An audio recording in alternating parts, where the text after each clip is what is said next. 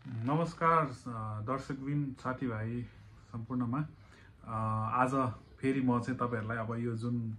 82-83 को चाहिँ नेपाल सरकारले बजेट भाषण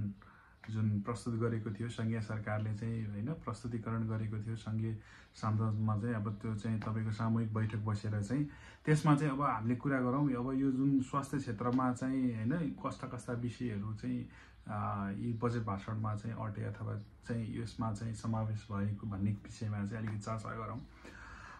अब यो नेपालको चाहिँ अब एकदम यो बल्दो जल्दो विषय नै हो स्वास्थ्य बीमा भनेको, जुन चाहिँ लागू त भयो तर त्यसलाई चाहिँ राम्रोसँग इम्प्लिमेन्टेसन हुन सकेन हैन। अब पब्लिकले पनि राम्रोसँग सुविधा लिन पाएको अवस्था पनि छैन हैन। त्यस्तै गरी स्वास्थ्य संस्थाहरूले भुक्तानीहरू पनि समयमा नपाएको अवस्थामा चाहिँ यो आर्थिक वर्षमा चाहिँ तपाईको स्वास्थ्यमा चाहिँ स्वास्थ्य बीमामा छुट्टा छुट्टै प्याकेजहरूको चाहिँ व्यवस्था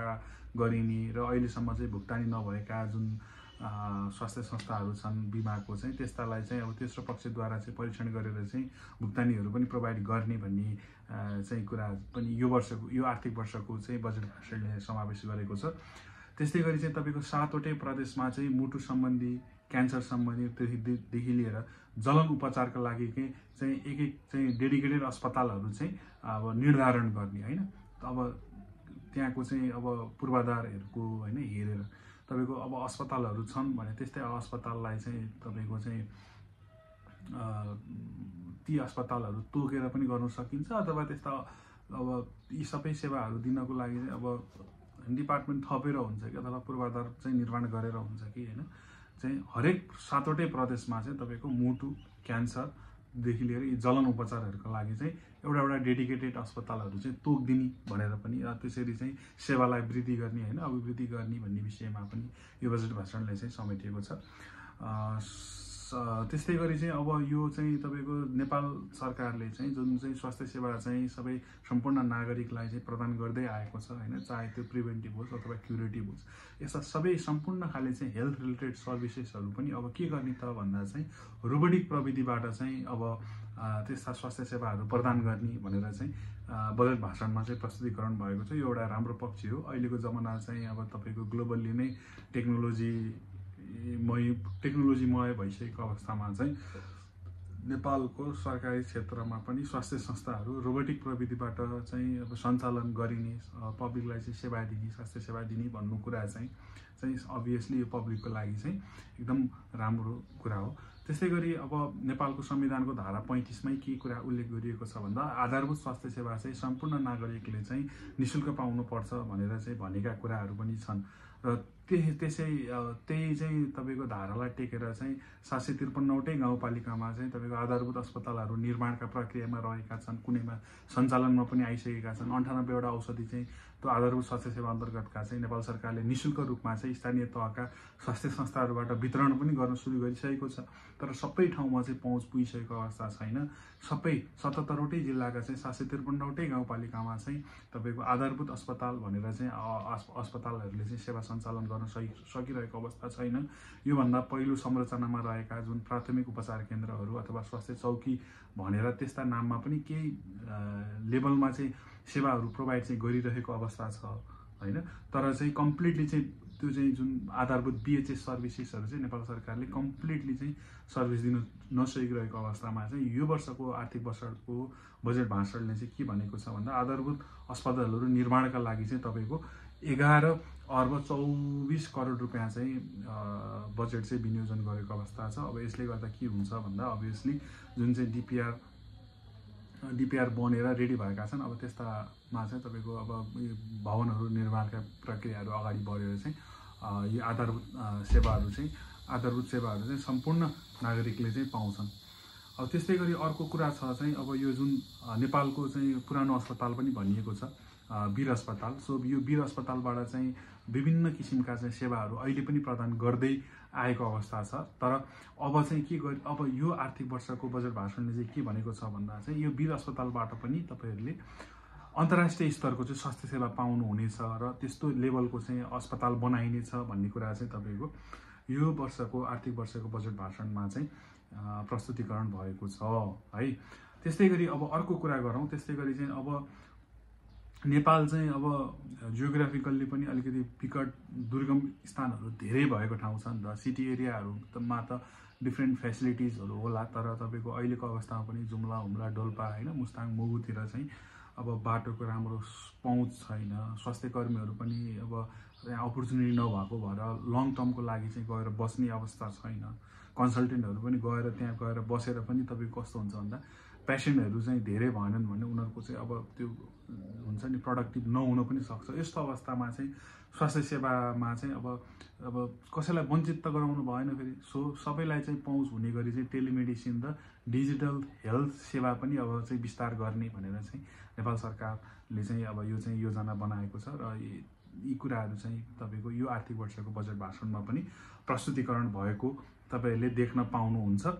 है। त्यस्तै गरी चाहिँ अब राष्ट्रिय न्युरो साइन्स केन्द्रको पनि स्थापना गरेर चाहिँ अब यो जुन न्युरो साइन्स रिलेटेड रिसर्चहरू गर्ने होइन यसका चाहिँ तपाईँको अब यस्ता यी कुराहरूमा पनि लगानी गरेर चाहिँ अब यस्तो स्थापना गरेर चाहिँ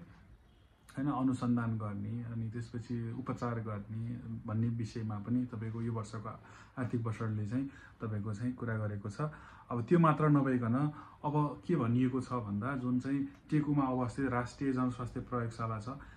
त्यो राष्ट्रिय जुन जनस्वास्थ्य प्रयोगशाला छ त्यसले अहिलेको अवस्थामा पनि सेवा दिइरहेकै छ होइन। आफ्नो चाहिँ तपाईँको ब्रान्चेसहरू 7वटै प्रदेशमा स्थापना गरेर विभिन्न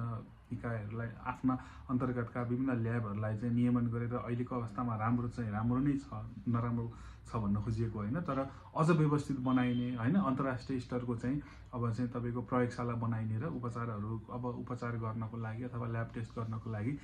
होइन नेपालीहरू चाहिँ विदेश जान नपरोस् भन्ने चाहिँ लेभलको स्ट्यान्डर्ड बनाएर चाहिँ त्यसरी चाहिँ सम्पूर्ण सेवाहरू चाहिँ अब यही नेपालबाट नै दिइने हिसाबको चाहिँ बनाउने त्यसलाई स्ट्रेन्थेन गर्ने भन्ने विषय चाहिँ यो वर्षको चाहिँ आर्थिक वर्षको भाषणले पनि उल्लेख गरेको अवस्था छ।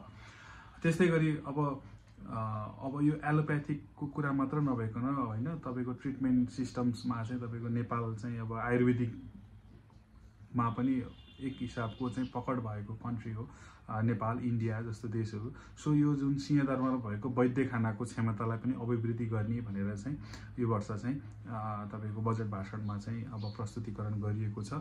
अनि त्यस्तै गरी चाहिँ अब मैले अघि पनि भनिसकेँ क्यान्सरका लागि होइन डिफ्रेन्ट जलन उपचारका लागि भन्न त भनिएको छ, तर फेरि छुट्टै अर्को एउटा केही कुरा पनि उल्लेख गरिएको छ भने सबै अस्पतालहरूमा चाहिँ तपाईँको जलन उपचार कक्षहरू होइन जुन चाहिँ बर्नसँग रिलेटेड छन् त्यस्ता उपचारहरूको कक्षहरू चाहिँ अथवा युनिटहरू होइन चाहिँ हरेक अस्पतालमा चाहिँ स्थापना गर्ने र त्यो हरेक नागरिक चाहिँ वञ्चित हुन नपरोस् होइन। तपाईँको एक लेभलको चाहिँ ट्रिटमेन्ट पाइसकेपछि बरु रिफरल हुने केसेसहरू छ अलिकति हायर लेभलको छ भने त्यसरी चाहिँ सेन्टर्समा रिफर हुने गरी चाहिँ तर एउटा चाहिँ तपाईँको बेसिक ट्रिटमेन्ट चाहिँ अब आफ्नो नजिकैको अस्पतालबाट पाओस् भन्ने उद्देश्यले चाहिँ तपाईँको सबै अस्पतालहरूमा जलन उपचारको कक्षहरू चाहिँ राखिने भनेर चाहिँ यो वर्षको बजेट भाषणले पनि प्रस्तुत गरेको तपाईँले देख्न सक्नुहुन्छ। त्यस्तै गरी स्तन क्यान्सर र पाठेघर खस्ने रोगको चाहिँ निःशुल्क परीक्षण गर्ने भनेर पनि तपाईँको यो वर्षको आर्थिक वर्षको बजेट भाषणले चाहिँ प्रस्तुत गरेको छ। अब एचपिभी भ्याक्सिनेसनको केसेसमा टाइफाइडदेखि लिएर विभिन्न जन्मेदेखि होइन तपाईँको चाहिँ अब बुढा हुन्जेलसम्मका लागि चाहिँ विभिन्न खोपहरू पनि नेपाल सरकारले चाहिँ जुन विभिन्न खोप तालिकाहरू निकालेर चाहिँ अब आफ्नो पब्लिकलाई चाहिँ सेवा दिनै रहेको अवस्थामा चाहिँ अब यो स्तन क्यान्सरदेखि लिएर पाठेघर खस्ने रोगहरूको चाहिँ निःशुल्क परीक्षण गर्ने स्क्रिनिङ गर्ने होइन यिनीहरूलाई प्रिभेन्सन गर्ने कुरामा पनि अब यो वर्षको आर्थिक वर्षको जुन प्रस्तुतिकरण छ 82 सङ्घीय सरकारको बजेट भाषण त्यसमा चाहिँ यी कुराहरू पनि उल्लेख गरिएको चाहिँ तपाईँले पाउन सक्नुहुन्छ। त्यस्तै गरी चाहिँ 14 महिना मुनिका बालबालिकालाई चाहिँ क्यान्सरको चाहिँ निःशुल्क उपचार गर्ने भनेर योभन्दा अगाडि पनि प्रदीप पौडेलज्यूले चाहिँ स्वास्थ्य मन्त्री प्रदीप पौडेलजीले चाहिँ यो सेवा चाहिँ विस्तार गरिसक्नु भएको थियो। बजेट चाहिँ सुनिश्चित त्यति धेरै भएको थिएन भने अबको आर्थिक वर्षबाट चाहिँ यसलाई कन्टिन्यू हुने हिसाबले चाहिँ बजेट छुट्याएर 14 वर्ष मुनिका यदि कोही बालबालिका छन् र त्यस्ता बालबालिकाहरू क्यान्सर पीडित छन् भने तिनीहरूको उपचार चाहिँ तपाईँको अब चाहिँ नेपाल सरकारले चाहिँ निःशुल्क गर्ने चाहिँ तपाईँको के भनेर चाहिँ बजेट भाषणमा पनि भनेको अवस्था छ। अब यी कुराहरू मात्र नभइकन अब अर्को एउटा चाहिँ छ तपाईँको औषधिका चाहिँ परीक्षणका लागि चाहिँ प्रयोगशालाको क्षमताहरू पनि विस्तार गर्ने भनेर चाहिँ तपाईँको चाहिँ अर्को एउटा चाहिँ यो महत्त्वपूर्ण कुरा पनि यो वर्षको आर्थिक वर्षको बजेट भाषणमा चाहिँ समावेश भएको छ। नेपाल जस्तो देशमा चाहिँ होइन, जहाँ चाहिँ तपाईँको अब 50देखि 60% चाहिँ तपाईँको औषधिहरू नेपालमै पनि उत्पादन भएको अवस्था छ होइन। त्यस्तै गरी तपाईँको अब 40% जति अथवा 50% जति चाहिँ तपाईँको बाहिरी कन्ट्रीबाट पनि तपाईँको चाहिँ निर्यात गरेर होइन, इम्पोर्ट गरेर लिएर आएर चाहिँ औषधिहरूको चाहिँ अब प्रयोग भएको अवस्था छ। सो यस्तो अवस्थामा चाहिँ अब चाहे त्यो नेपाली प्रडक्ट्स होस्, नेपालमा उत्पादन भएका औषधिहरू हुन् अथवा चाहिँ विदेशमा उत्पादन भएर आएका निर्यात अब उताबाट आएका औषधिहरू हुन्, यी यस्ता औषधिहरूको चाहिँ तपाईँको औषधिहरूको परीक्षण गरेर होइन, यिनीहरूको चाहिँ तपाईँको चाहिँ क्षमता तपाईँको परीक्षण गरेर क्वालिटीका छन् कि छैनन् होइन, स्वास्थ्यको लागि चाहिँ हानिकारक छ कि छैनन्, यस्ता कुराहरू चाहिँ तपाईँको परीक्षण गरेर पब्लिकलाई चाहिँ सेफ इफिकेसियस चाहिँ होइन, तपाईँको चाहिँ सेफ इफिकेसियस प्रडक्ट्सहरू अथवा ड्रग्सहरूको चाहिँ एभाइलेबल गराउने पनि सुनिश्चित, त्यस्ता कुरा सुनिश्चित गर्नका लागि चाहिँ जुन नेपालको चाहिँ राष्ट्रिय प्रयोगशालाहरू छन्, अब त्यस्ता प्रयोगशालाहरू हैन चाहिँ अझ त्यसमा चाहिँ तपाईँको चाहिँ क्षमताहरू विस्तार गर्नेदेखि लिएर विभिन्न कुराहरूको लागि हैन। अब यी जुन उत्पादन गर्दाखेरि चाहिँ तपाईँको कमसल खाले औषधिहरू उत्पादन भएलाई नियमन गर्न पर्यो भनेर जुन औषधि व्यवस्था विभागले पनि एक किसिमको चाहिँ नियमन अथवा निरीक्षणहरू अनुगमनहरू गर्न त गरेको अवस्था छ, तर विभिन्न कारणवश हैन, चाहे त्यो आर्थिक हुन सक्ला हैन, अथवा चाहिँ तपाईँको स्किल्ड मेन पावरको अब कमी भएर हुन सक्ला, विभिन्न कारणले चाहिँ अहिलेको अवस्थामा चाहिँ केही हदसम्म चाहिँ औषधिका गुणस्तरहरू चाहिँ खस्किएको अवस्था चाहिँ छ। तर यो त्यस्तो हुनबाट रोक्नलाई र पब्लिकलाई चाहिँ अब सेफ र इफेक्टिभ मेडिकेसन्सहरूको युज अथवा इजिली एभाइलेबल होस् भन्ने हेतुले चाहिँ अब नेपालका अब औषधि सम्बन्धी परीक्षण गर्ने प्रयोगशालाहरूलाई पनि प्रयोगशालाको पनि क्षमता विस्तार गर्ने हिसाबले चाहिँ बजेट भाषणहरू आएको अवस्था छ। सो यी कुराहरूलाई चाहिँ तपाईँको स्वास्थ्यसँग सम्बन्धित रहेर चाहिँ समेटिएका विषयहरू छन् है त। हस्, थ्याङ्क यू।